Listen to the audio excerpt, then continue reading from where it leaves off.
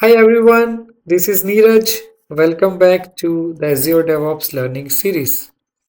In the previous video, we created our Azure DevOps project and a wiki. In today's session, we will move to the next essential steps, working with Azure repos. We will create our first repository and also the branches under the repositories. But first understand what is Azure Repos. Azure Repos provide a Git-based version control where you can store and manage your code base. It helps teams and developers to collaborate, track the changes, and manage the different version of the same application. So let's start. You can see on the screen, I have logged in onto my Azure DevOps, and on the last video, we have created our first project named as DevOps Learning Series. Under this project on the left side, Azure provided all the different services. So let's talk about onto the Azure repos. Click on the Azure repos. By default, whenever we created a project, Azure DevOps create a repository with the same name. However, we will learn today on how to create a new repository. Now, when you click on the repo on the top, you will see this option. This is the option for all the repositories. Now click on this one. As soon as you click, you will see these three options. Today we'll talk about onto how to create a new repository. So let's click on this one and give a name to your new repository. My first repo. It gives an option whether you want to be add a readme file. As soon as you click on add readme file, it will create one branch with the name as main.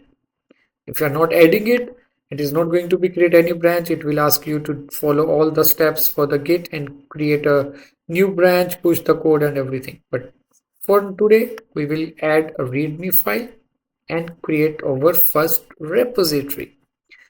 Within a second, it will create your new repository. And as soon as the repository create, we selected to have a readme file. So you can see the readme file and the name as main branch. Now we will talk on how to create another branch out of the main. So let's click on this option where the main has been mentioned, the branches, and you will see the option of creating a new branch. Let's click on the new branch.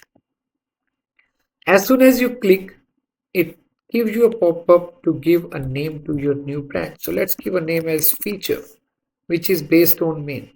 What does that mean based on main?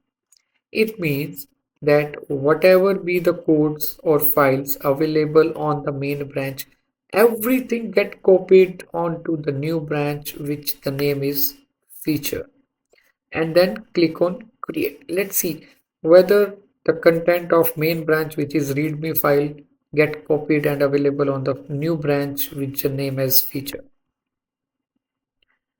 Now you can see my new branch that has been created. I have my readme file available right there on this one. Let's see the content, the same one.